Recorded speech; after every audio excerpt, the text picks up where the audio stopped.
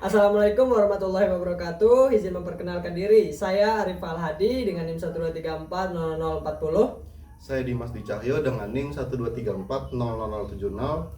Saya angkatan pertama dengan NIM 123400050. Oke, tujuan kami untuk membuat video ini ialah untuk menyelesaikan tugas besar dari mata kuliah Internet of Things kelas RP. Jadi di mana untuk tugas ini sendiri itu kita ambil dari dengan judul rancang bangun reaktor fermentasi limbah kulit kopi untuk optimalisasi pakan ternak ruminansia. Jadi untuk mengenai cara pembuatannya untuk dan progres selanjutnya itu bisa dilihat dari video ini. Terima kasih. Baik, di sini saya akan menjelaskan mengenai teori singkat dari fermokopi itu sendiri, di mana fermokopi ini sendiri dibuat karena adanya keresahan dari antara peternak ruminansia itu sapi, kambing dan sejenisnya dengan pekebun kopi, di mana pekebun kopi sendiri mengalami limbah kulit kopi kering yang meningkat dari tahun ke tahun, di mana limbah tersebut belum sempat teruraikan atau belum sempat diolah menjadi barang yang lebih berguna gitu. Sebenarnya untuk kulit kopi ini sendiri bisa digunakan dijadikan pupuk kompos dari tanaman seperti pohon pisang dan lain sebagainya. Itu biasanya dijadikan kompos. Tidak ada bahan campuran di sana, cuman hanya menggunakan limbah kulit kopinya saja, lalu ditaburkan di bagian bawah di bagian tanahnya. Nah, jadi di sini usulan dari fermokopi ini sendiri ialah untuk membantu peternak ruminansia yang biasanya memfermentasi kulit kopi itu secara konvensional, di mana kulit kopi ini biasanya difermentasi dengan plastik dan campuran E4 dan juga molase. Jadi molase itu suatu tetesan tebu yang difermentasi. Jadi warna hitam pekat itu sebagai makan dari E4. Jadi E4 ini sendiri itu suatu bakterinya gitu yang bisa dihidupkan melalui molase ini. Jadi bakteri dari E4 itu nantinya bakalan disemprotkan ke kulit kopi gitu. Untuk di kulit kopi itu membantu dari fermentasinya supaya layak untuk dimakan oleh pakan ternak sendiri.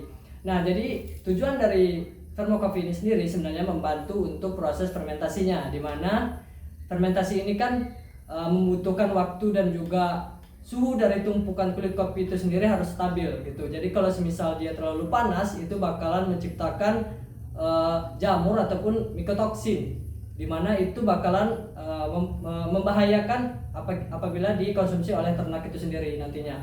Nah, dari hal tersebut fermokopi ini mengusulkan menggunakan perangkat IoT, di mana menggunakan beberapa sensor seperti sensor DHT11 itu berfungsi sebagai mendeteksi dari kelembapan suhu dari ruangan tumpukan kulit kopi itu sendiri supaya bisa terjaga. Nah, untuk DS18B20 itu sendiri digunakan untuk mendeteksi suhunya, berapa sih suhu dari tumpukan kulit kopi itu supaya bisa dikontrol. Nah, mungkin segitu untuk mengenai teori singkat dari fermokopi sendiri. Nah, nantinya untuk bagian implementasi alatnya akan kami buat pada slide berikutnya. Baik, di sini saya akan menjelaskan mengenai komponen yang digunakan oleh fermokopi ini sendiri. Di sini ada kulit kopi kering, dan di sini juga kita untuk mikrokontrolernya menggunakan ESP32. Nah, di sini juga kita menggunakan beberapa sensor, di mana ada sensor DS18B20 itu untuk suhunya, dan untuk ini juga sensor DHT11 untuk mendeteksi kelembabannya. Di sini juga ada potensiometer. Untuk potensiometer ini sendiri fungsinya sebagai analogi dari pH-nya, yang sebenarnya pH-nya itu diukur secara manual menggunakan pH meter ini. Selanjutnya di sini juga untuk tampilannya kita menggunakan tampilan LCD 20x4 sebagai tampilan dari sensor ini, nilai dari sensor ini, dan juga kita menggunakan koneksi blink yang nantinya akan saya jelaskan dengan codingannya juga. Nah, saat ini kita akan meracik mengenai molase dan juga E4-nya, di mana dari molase ini sendiri seperti yang saya jelaskan tadi, ini merupakan suatu tetes tebu yang digunakan untuk membangkitkan bakteri dari E4. E4 itu bagian bakteri ini. Ini M4 ini biasanya digunakan oleh peternakan. Kita akan mencampurkan molase ini dengan M4 ini. Nah, hasil dari campuran ini sebaiknya didiamkan selama 30 menit maupun 1 jam. Tapi karena ini lagi simulasi, mungkin kita langsung lanjutkan saja mengenai penyemprotannya.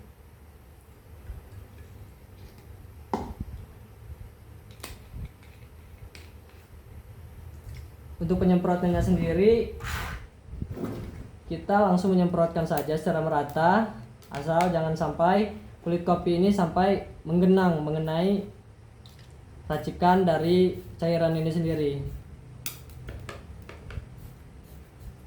Nah, ini setelah disemprot secara merata, lalu ditutup secara rapat nantinya. Nah, mungkin untuk proses fermentasinya ini sendiri kita membutuhkan waktu 7 sampai 21 hari, dimana supaya mendapatkan kulit kopi yang maksimal supaya dapat dikonsumsi oleh pakan ternak ruminansia, yaitu sapi dan juga kambing. Mungkin cukup. Baik, di sini saya akan menjelaskan mengenai dari codingan yang digunakan untuk perangkat IoT dari Vermo Coffee, di mana di sini menggunakan ini ada koneksi untuk blinknya. Di sini ada template ID untuk mengkoneksikan ke blinknya, nama dari blinknya, terus autentikasi ini fungsinya sebagai token untuk mengakses blinknya. Untuk ini template dari microcontroller dari SP32-nya. Dan juga di sini ada koneksi antara internetnya, ini nama wifi-nya dan ini passwordnya. Dan di sini ada pengatur sensor untuk suhu pakan. Di sini juga ada pengatur sensor udaranya menggunakan HT11 dan juga pengatur potensiometernya. Dan di sini juga kita menggunakan pin LED indikator. Jadi fungsinya itu untuk indikasi saja mengenai proses fermentasi dari kulit kopinya sendiri. Dan di sini juga ada koneksi antara LCD 20x4-nya. Kita koneksikan ini, kita integrasikan juga menggunakan website Blink codingannya. Terus untuk fungsi utama monitoring dijalankan setiap 2 detik, itu membaca mengenai data dari potensiometer pada saat diputar.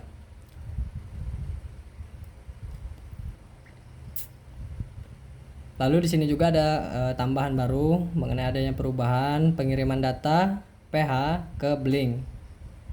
Jadi fungsinya itu dari potensiometer sendiri itu bakalan mengirimkan data ke Blink. Jadi intinya sama saja sebenarnya. Ini status, ada 3 indikasi sebenarnya, ada 4 indikasi untuk Vermo Coffee sendiri. Itu ada status, suhu, udara, dan juga pH. Itu nantinya akan tampil di bagian dashboard menggunakan Blink.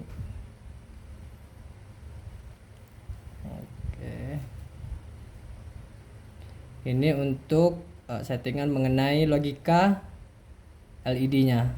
Dimana logika LED ini kita menggunakan 3 LED, dimana ada LED berwarna merah itu indikasi sebagai bahaya, lalu LED berwarna kuning sebagai indikasi proses, dan LED warna hijau itu siap panen atau siap digunakan. Mungkin itu untuk codingannya sendiri. Selanjutnya saya akan menampilkan mengenai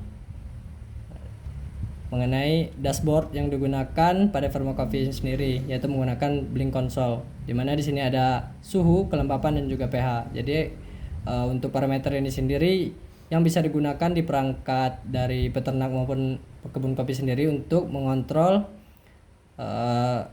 pada saat proses fermentasinya berlangsung. Jadi di sini ada suhunya 26,12, kelembapannya 25,5, dan pH-nya di sekitar 4,2. Jadi validasinya itu bisa dilihat. Ini 2,6, 26,1, 25,5, dan 4,2 untuk pH-nya, kadar pH-nya. Nah, ini untuk dashboard ini sendiri bakalan diupdate setiap waktu apabila alatnya akan masih terhubung dengan perangkat laptop ataupun menggunakan adaptor. Mungkin sekian untuk penjelasan mengenai codingan dan dashboardnya. Baik, kita sudah di penghujung video, di mana sebelumnya saya menjelaskan mengenai adanya progres dari fermentasi kulit kopi ini sendiri mengenai alatnya, codingannya, dan juga teori-teorinya. Nah, jadi untuk tujuannya sendiri dan kesimpulannya juga diharapkan ferment coffee ini sendiri dapat membantu pekebun dan juga peternak ruminansia mengembangkan limbah kulit kopi ini mendaur ulang supaya memiliki nilai jual. Jadi sekian alat ferment coffee yang sudah kami buat. Akhir kata saya tutup. Wassalamualaikum warahmatullahi wabarakatuh.